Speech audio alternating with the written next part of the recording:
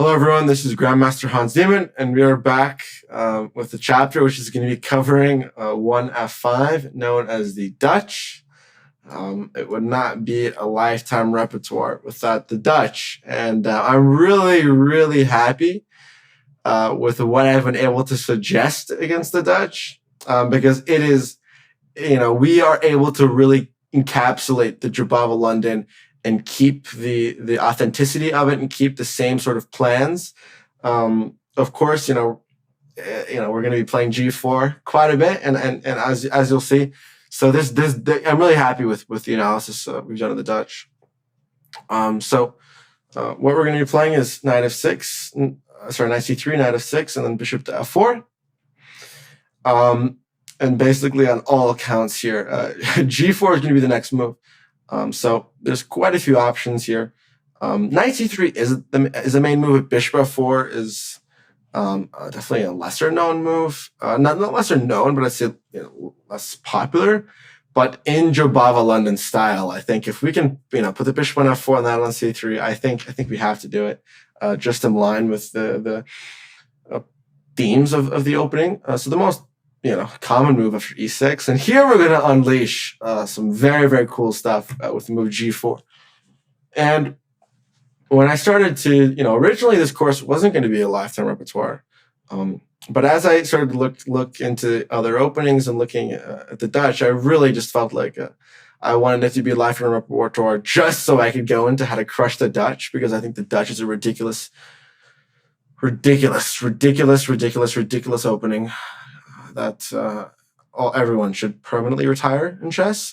So after g4, there are a few ways that our opponents can respond. Four sort of logical ways, right? So they can take with the f pawn, take with the knight, can also go bishop to b4, and then d5 is another option as well. The first one I want to talk about is fg4. I think it's just very natural.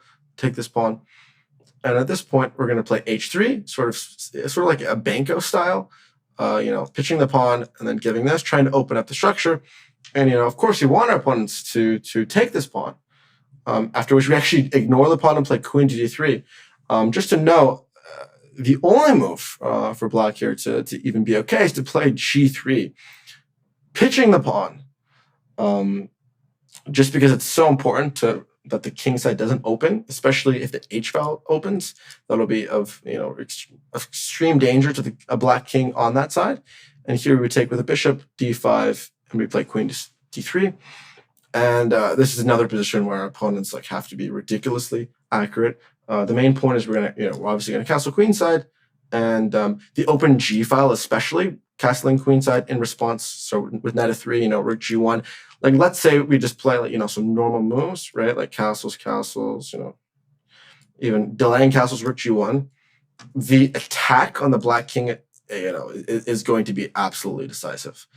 Just having the open g file. So our opponents really have to be extremely precise about how they deal with that. For example, c5 is the only move not to go. We'll briefly look at, let's say bishop b4. You simply play a3. And after captures bishop g2, knight c6, a few general rooms, you play the move h4, you're ready to castle, the knight can come to h3 to f4, h5, h6 is an idea. You've got the two bishops. The open g file later on could be of great use of attacking. This is absolutely terrible. So c5 is sort of the crux, right? If our opponents are going to challenge us here, they're going to challenge us with g3, d5, queen e3 followed by c5. This is the most critical variation. By far, everything else is just great for white. And this is also still great, but just not as great, After knight c6, they have to play knight f3, have to play knight c6. It's like, I noticed this. I say the next move instead of the first move. It's just a weird. I wonder if there's research. We have to research why these slips happen. But anyways, we play a3, prophylaxis, covering the b4 square. After cd4, we actually play knight b5 instead of recapturing. Creating an immediate threat. Queen a5, c3. Really trying to focus on getting, the coordination between the z and bishop throughout the opening is really great. Like, it's kind of funny because some people might see this knight and bishop as such a layman's such a basic way of attacking, but it's surprisingly very effective. And after pawn takes, our this knight c7 cannot be allowed. They have to shut down the diagonal with e5 and then a6, which, this whole sequence is extremely precise. Knight takes, and then now taking the b5 knight. But after knight to d4, again, this is sort of quite a forced complex variation.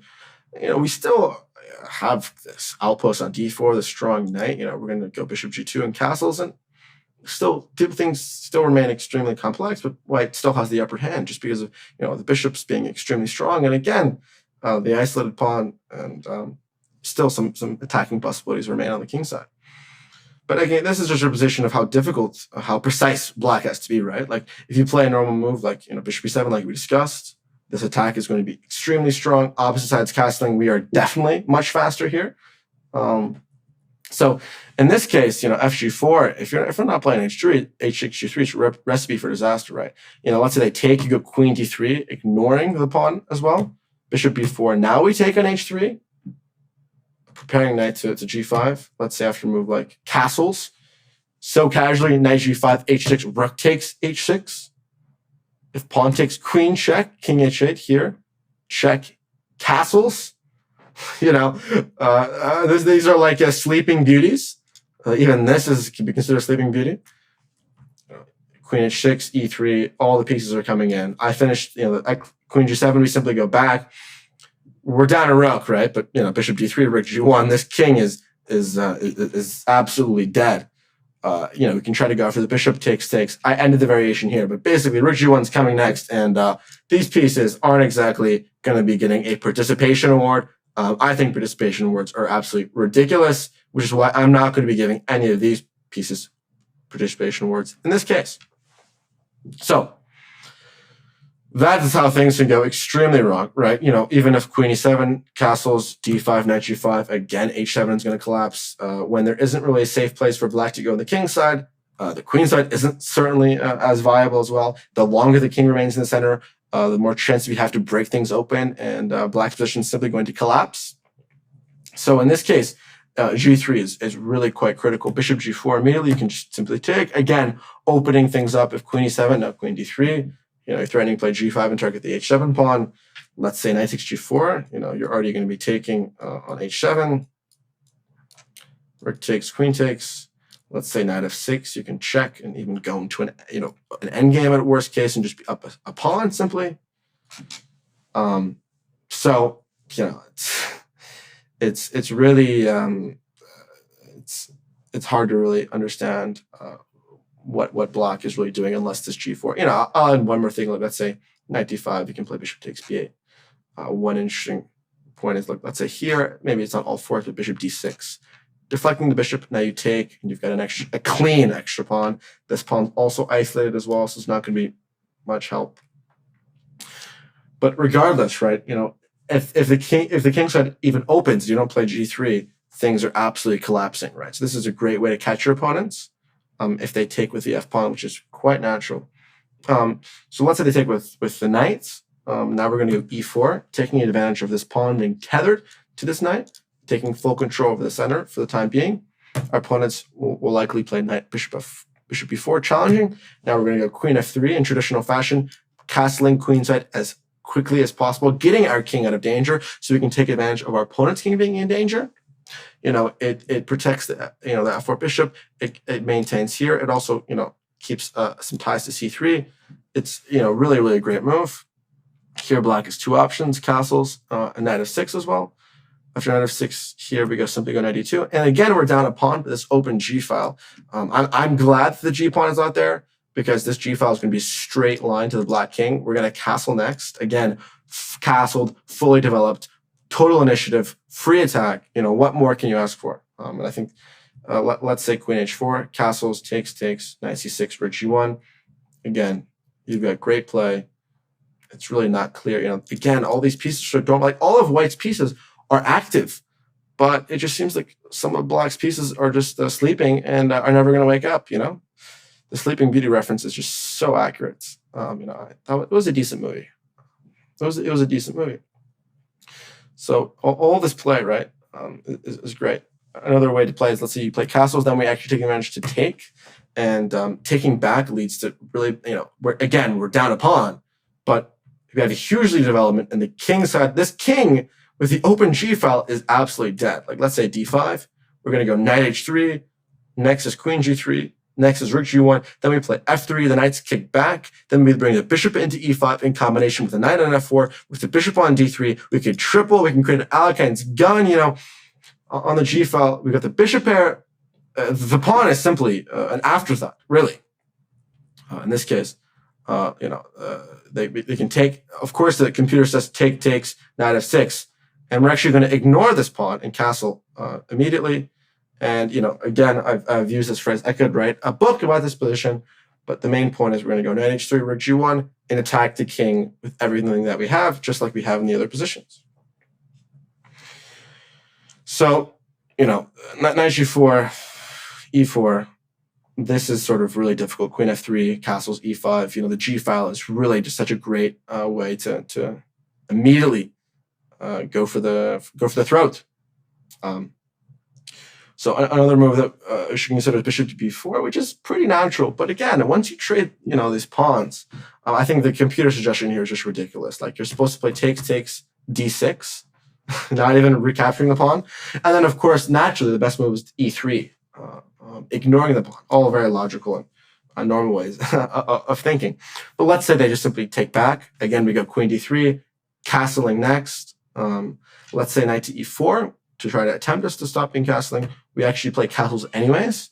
You know, we can't take on F2 because of queen E3 check. And the best point is after bishop takes E3, you know, recapturing would allow takes, and if queen E3 check, retreating the knight. But actually, we're just like, okay, F3. I want you to, you know, try going to F2. I'm going to check you. And then the E4 square is covered.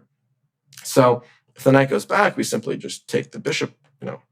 So you can get a pawn for the good, but after knight F6, knight H3 castles, rook G1, again, you're a pawn for the good, but I've got the bishop pair. I'm going to play E4 next, and all of my pieces are going to be aiming at that black king, and it's not going to be pretty. I continue to king H8, E4. I don't think there's much of a point continuing here. I think it's very obvious how convincing this attack is, and the king is just chilling on B2, right? Even if any checks happen, right? This is just so unrealistic. You know, we can go back. Again, all the pieces are dormant. All of our pieces are active, and this king is in a world of hurt. We're taking it to Pain Town, and we're not going to talk. You know, that phrase has been repeated too many times. That's the first time I said it, but I'm not going to repeat it. Regardless, at this point, also D5 is possible, which just allows A3. And now the bishop is forced to make a decision. If we take, we get the bishop pair. We're happy. Open G file. We're going to crush. Bishop can go back to E7. Then we play H4, you know, preventing any knight H5 ideas. And we're simply going to, you know, queen G3, knight F3, H5. Same kingside attack, you know, opposite sides castles. We've got the stronger attack. We're going to be faster. We're going to, you know, our counterplay is going to be more effective. So the last move that we should consider is D5, which is not much of a challenging move, but I suppose it's quite logical in some respects. We simply take and go E3, and then, you know, there's a few ways that we can challenge, right? In bishop D6, we respond with queen F3 in traditional fashion. This is definitely not the first time you've seen queen F3 in response to bishop D4, sort of maintaining the control of his diagonal. If bishop to B4 as well, we still play A3, and we actually are encouraging our opponent to double these pawns. And in this case, again, we continue with the same H4, H5 idea, really trying to you know, really attack on the king side. Because our king is just perfectly safe in the center, as it is. The bishop pair as well, like, you know, the dark squared bishop dominating the dark squares is an even more of a reason for our attack to be so successful, because our opponent could simply not challenge those squares and defend those squares in the proper way without their own dark squared bishop. So in respect to this, right, you know, bishop d6, queen f3, and we have this trade. And again, like, this is just literally an absolute dream. You have complete control over all the dark squares. This bishop is so ugly. It's locked in with a light square structure. And still, we have a huge lead in development. I would say that c6 is also interesting, but it doesn't really make much of a difference, right? You know, we just go bishop d3, bishop e6, knight f3, h4, again, extending. You know, we can go this way. We want to remove the knight on e4, so knight g5 is an interesting point. Bishop g8, now we go knight e2. Knight g3 can happen. We can go c3, queen b3 to sort of put pressure on the queen side. Again, the king's still safe in the center. It's possible to go queen side. So again, black's king is still in the center. Quite awkward position. It's hard for black to really play this. So yeah, for some reason the back button just doesn't work on chess base. I have no idea why. It's been a weird thing. Anyway, so I think if our opponents are playing d5, we're already quite happy, right? The critical points after fg4 is to play h3 and open up the king side. The critical point after knight g4 is to play e4 and queen f3 to immediately castle and try to go e5. And again, the g file is the ultimate sort of valley or the road that we're taking, and that road leads us to eternal happiness and success. So that's how you should think about it. The G file is a representation. Okay, I could make so many jokes. Oh my God. Okay, never mind. Yes, okay. So back to the serious stuff. There are other moves other than e6, right? Our opponent can play d5, which is quite a popular move, but in traditional fashion, we're going for knight to b5. And we're forcing knight a6, and we're getting e3. And this is basically a transposition to our position with e6, like 3e6 when the pawn is on f7. But in this case, instead of the pawn being, let's say e6 here, instead of the pawn being on f7, it's on f5, which just gives us the e5 outpost and makes, black's position so loose and weak. So we're basically getting this, but just pawn on f5, right? You can have the pawn on f5, man. Put it there whenever you want. So we simply go knight f3, c3, knight c3, knight c7, bishop d3, and again, the structure is just absolutely hideous, right? Sometimes in a Dutch, they can prevent you from getting the bishop on f4, but our pieces are literally perfectly placed. We're going to go knight e2, castles. We're going to play c4. We're going to establish central control. The knight on the c7, I don't know where it's going. It seems to be lost. Maybe it needs a phone number written on it so they can call their mom and figure out where that knight is going. Because it seems like just someone's confused here and someone has no idea what's going on, and it is black. D5 really just allows us to get basically just an amazing position from a structural perspective, just an improved version of what we already go for, right? So there's G6 is another move. There are different types of Dutch players. There are Dutch players who exclusively bring this bishop to G7, and there are players that might play both, and players that exclusively play E6, right? So your Leningrad Dutch players might play G6 here out of pure instinct, but for example, let's say C4, knight C3, knight F6, knight C3. There's going to be players who play the E6 Dutch and the G6 Dutch, and a G6 Dutch player in this specific position out of instinct might just play G6 and then land themselves in huge trouble after H4, bishop G7, E3. And, this move H5, we're going to kind of keep in reserve, right? I think I ended one chapter talking about we're playing this move order because we know that our opponents don't want to go into the French, but they play the French because they allow the French because they know that we're not comfortable in the French and that we want to avoid the French. So they can get away with not knowing the French because they're more comfortable than we are uncomfortable in the French. So in this case, we're sort of saying H5, we're going to play H5. We're going to play H5. They play D6. We're like, okay. They think we're going to play H5. Okay, bishop C4. We can wait. H5, the threat of H5 is more powerful than the move itself, right? H6, queen F3 again. They think we're playing H5, right? So they're going to play H6 so they can respond with H5 with G5. But we're actually saying, well, you just provoked a weakness on G6. Now we go queen F3 to go queen G3. You have to go E6 to give black the F7 square. So now after queen G3, king F7, you're doing some suspicious castling here. Now we castle, and king goes on F7. The structure is it's like you're playing like a meme opening, and you're playing D6, E6, G6, H6. This looks like a literal failed bomb cloud, and that is the best representation of how bad this position is. A few ways to continue, like knight H3. Rook E1, E4. E4 is going to be the central break to break open the position and take advantage of this king that is sitting on F7 a little bit too comfortably. So I think this is certainly definitely not going to be something they're going to be happy with, right? So G6 gets them into immediate pressure.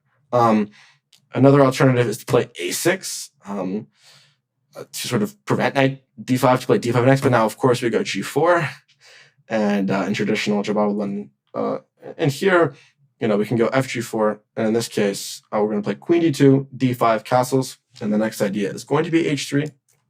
The point being, the interesting point is you might wonder why not H3 first, because in this case, once you play H3, the bishop is still on this diagonal. So takes, maybe bishop F5 is going to be an idea to aid in the defense. But once they've played E6,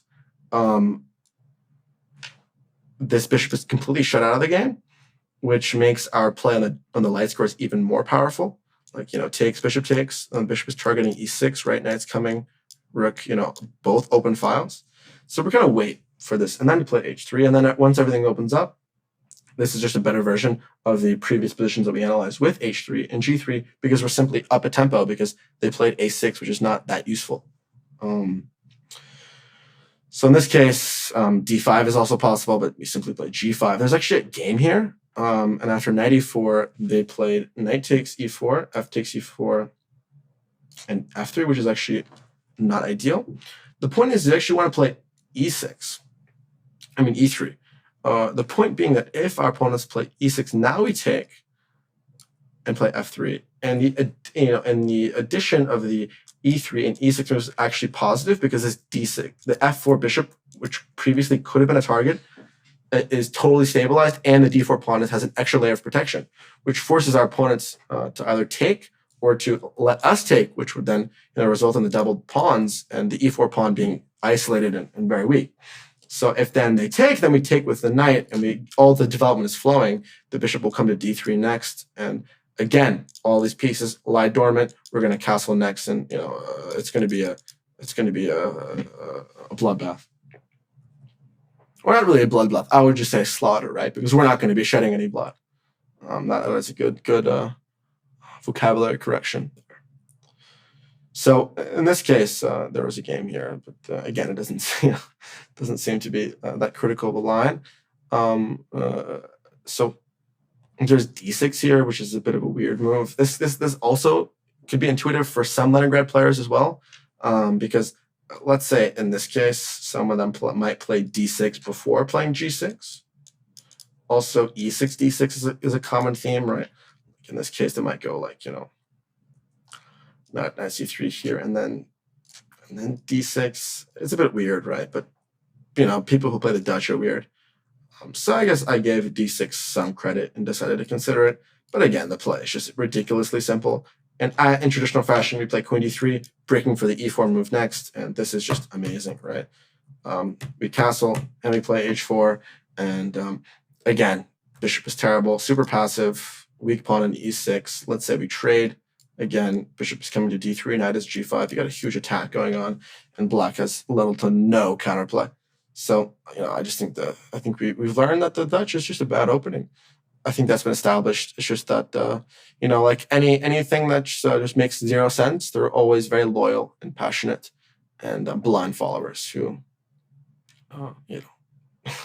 give the opening more credibility than it deserves. So I think this sort of sums up the critical lines from a variational perspective. Again, this G4 idea, breaking open the kingside immediately, really takes advantage of the F5 pawn, and then just opening the kingside and going for the immediate attack. As you mentioned, E6 being the most popular move, G4, and then as well going for Queen D3 castles, really going for rapid development, and taking the initiative is what the Jabal is about. Especially when our opponents play dubious openings like the Dutch, which allow us to get extremely creative and have a lot of fun, like we've shown in this line. So I hope that after this, any Dutch players have been converted to non-Dutch players, and I hope that you enjoyed this chapter, and I'm looking forward to the next one.